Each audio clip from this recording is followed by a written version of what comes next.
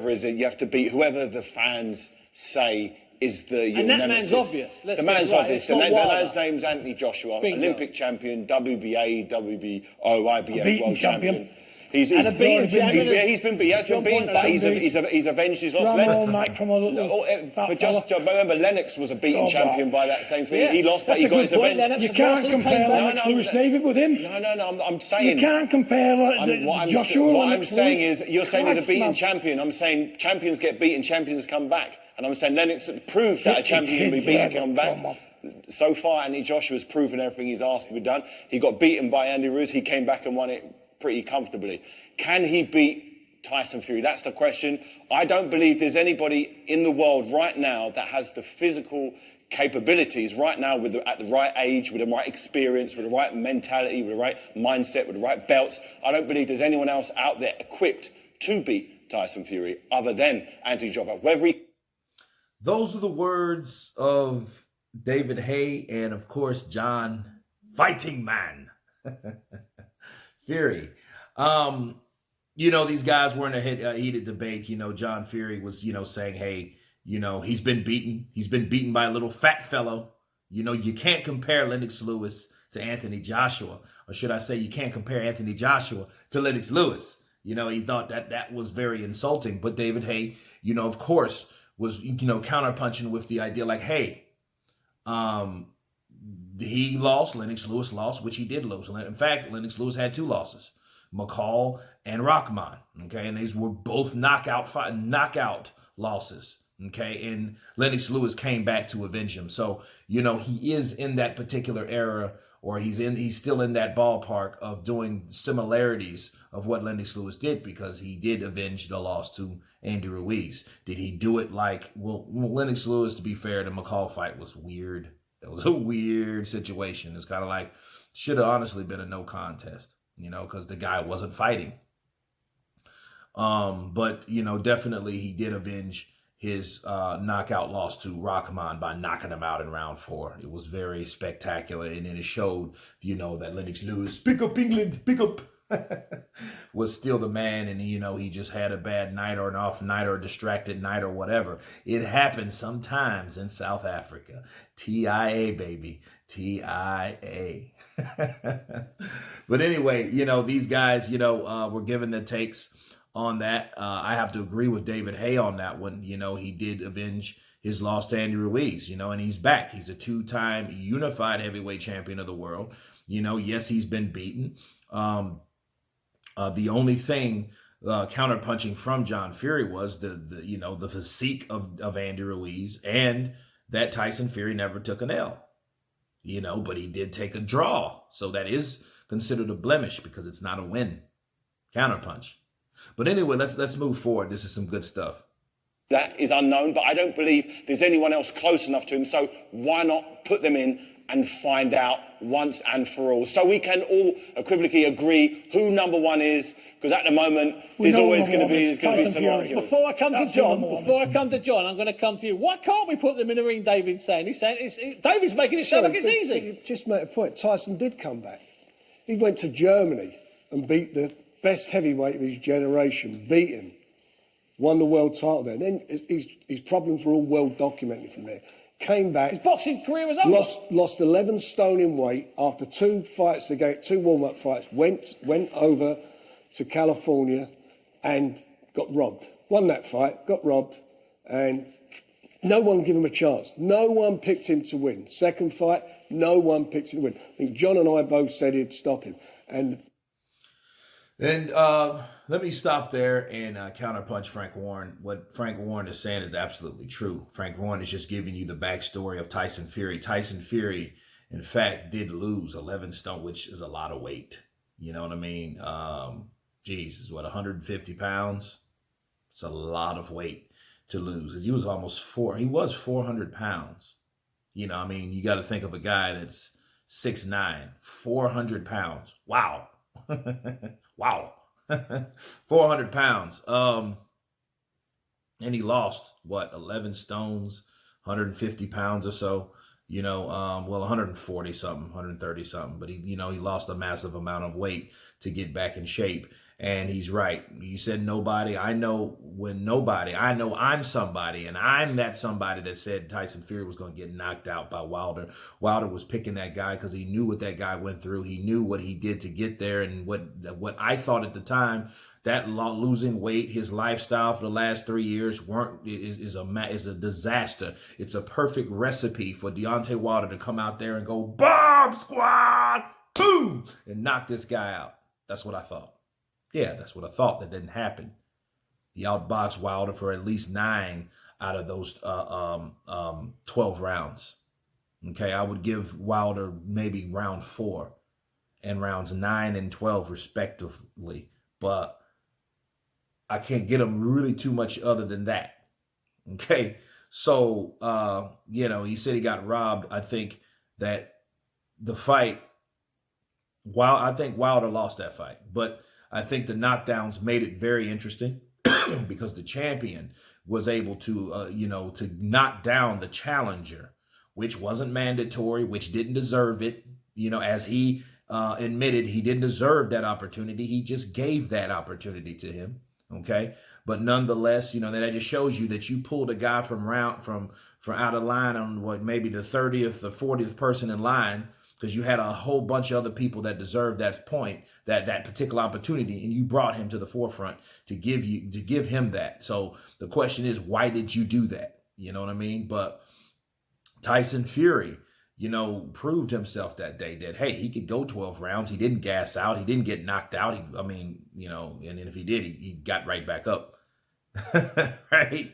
You know what I mean? So the count was warranted. A lot of people complain about that count in that fight, but he did get robbed. So this is where we're at. So the backstory with Tyson Fury coming back into the rematch, he does the 360s that fight, takes it to Wilder, beats him, and then, you have to do one hell of a thing to beat a man so bad, okay, that he has to come up with excuses and fans' excuses and more excuses as day goes on. You got slander, defamation of character, all types of shit that's coming up against Tyson Fury, because Tyson Fury did something that he didn't supposed to do once again, was win. And the way he won, I think, what led to all the other rumors and accusations and such. Okay, so this is where we're at, and let's continue. The first round of that second fight was the 13th round of the first fight. He'd done a job and done it. Do you think that Anthony Joshua, who fought Ruiz the first time and the second time, has the beating of Tyson Fury? That is the question. Does he have that beat? Because he's tasted defeat. He tasted defeat against Ruiz, and he looked terrible in that fight. He looked terrible. And he was lucky in the second. I mean, he'd done well. He trained and done everything he had to do to win his title back. Absolutely got his tactics spot on. But he was lucky that Ruiz had been training in his larder for the rematch. So this guy comes in heavier. He wins the title. And anyone there looking at AJ, who can punch, and anything can happen in heavyweight boxing. We all know that. But can AJ outbox Tyson Fury? No. So, like Frank Warren explained, and he asked a very good question. He asked that, first off, Joshua looked terrible in his first fight, which he did. He looked terrible. He looked too big. He looked massive. He looked like somebody that was in a different sport. And he said the only reason that he did get his, he looked good, he did his adjustments, but Andy Ruiz fell from grace. This is true. And I know this will be always something that's targeted for Andy Ruiz. I think that's what Andy Ruiz's only counter and only angle or silver lining would be. Like, I wasn't in shape for the Anthony Joshua rematch. Is that Joshua's fault? No. But the fact still remains, he was not in shape. He wasn't. He was a fat lard ass. He had gained 20 pounds?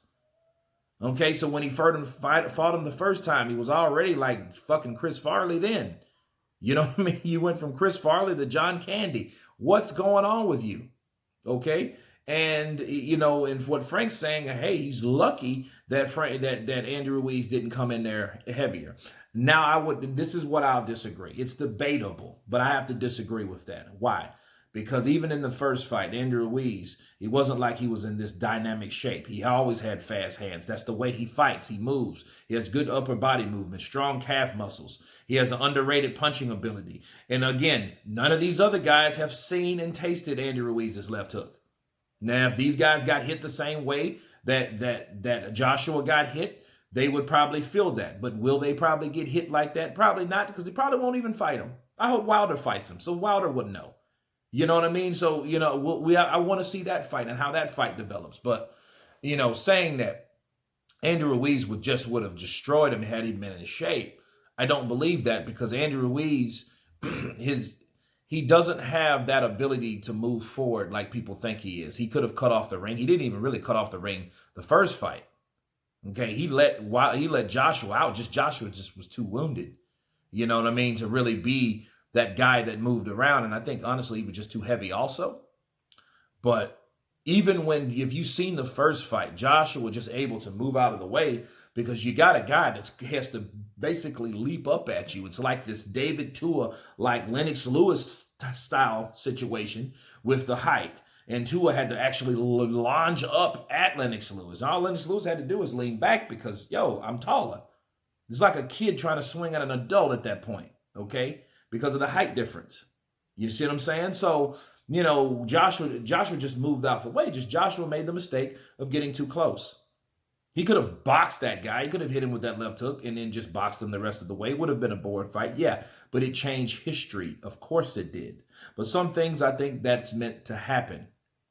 Now, the next question with Frank Warren. Frank Warren was like, hey, do you think the first round, the 13th round in the beginning, you think if Joshua was that guy with Fury, you think he would be able to stand Fury's punches? Yes.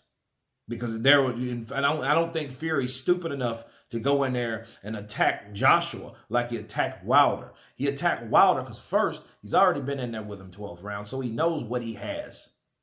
Okay? And then also, with newsflash people, he knows what Joshua has too. So he's not going to just go in there and he missed the right hand. Oh my God. Because Joshua doesn't even fight that way. Wilder throws everything into that right hand.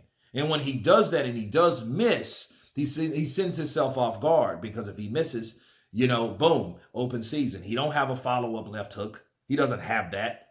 That's not in his arsenal, especially when he's trying to execute that right hand.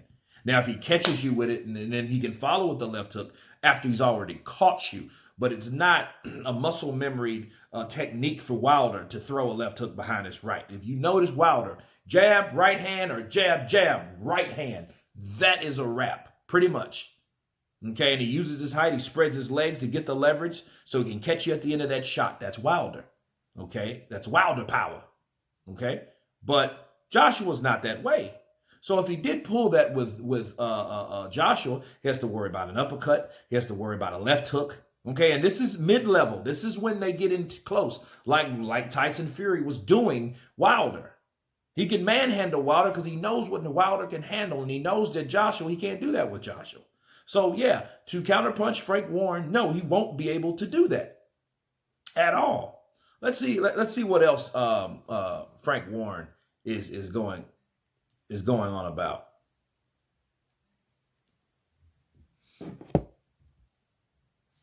Has he got a better jab than Tyson Fury? I don't think so. Has he got a better boxing brain than Tyson Fury? I don't think so.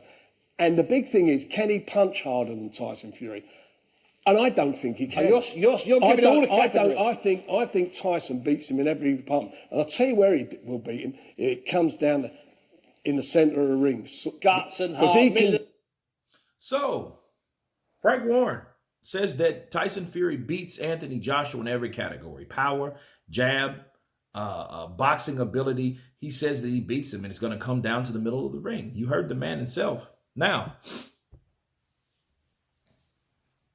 jabbing. Okay, now, first off, I think the jab of Fury, here's the thing. You always want to jab with a jabber. When have you known that Joshua can't jab? I think Tyson Fury is a better boxer than Anthony Joshua, but here's the deal. Do you think Joshua, okay, let me ask you another question before going into that. You think Klitschko was a better boxer than Joshua? course he was. Who won the fight? Joshua. Why? Because Joshua knew, okay, am I going to stand here and play a chess match with this guy that has all this experience, all these knockouts?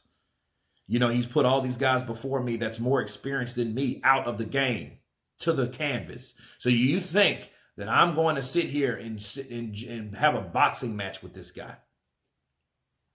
And it's all up to what Fury wants to do too. If Fury wants to play that game, Joshua's going to take it to him. Just like he did someone like Vladimir Klitschko, which is a better boxer. Now, is Klitschko slicker than Fury? No, he's not. But is he going to sit there and let Fury do what he's going to do? No, because Wilder's going to fight him. That's the thing about Joshua. Joshua's going to fight him. He's going to fight Fury. Okay? And that's going to be the fight. It's like, who is the better fighter? Is the fighter beating the boxer that decides to fight, or is the boxer beating the fighter that decides to box? That's what you ask yourself. Okay, in the jab category, you want to jab with a jabber. Even Wilder was able to bloody Fury's nose in the 4th round because he decided, hey, boom, let me jab with this guy because this guy is keeping me at the end of his jab. Let me jab with him. Oh, it actually landed. That's what you can do in someone if they only want to box. Okay, now talking about sitting down in his shots, I have to see what Tyson Fury does in a different fight. Can he carry this same punching power, this, that, and the other? Will he use the same style? Because again, he's not fighting Wilder. You know, possibly in the next fight. If he's fighting someone else, it's a different fight plan. It's a different strategy. So fighting Anthony Joshua, again, is not going to be what people think. And I don't think, again, that Tyson Fury is dumb enough to fight someone like someone else. And people always get that misconception that you see this one fighter beat the hell out of another guy and you automatically apply that guy and that game plan to fighting another fighter. It doesn't work that way. That's just like saying Pacquiao will destroy Cotto, but he'll definitely destroy Mayweather. No, that's not the same fight. Okay? But anyway, you guys tell me what you think of Frank Warren laying down the law. John Fury laying down the law on Tyson Fury versus Anthony Joshua. Of course, please subscribe. And you guys been Counterpunch. Peace.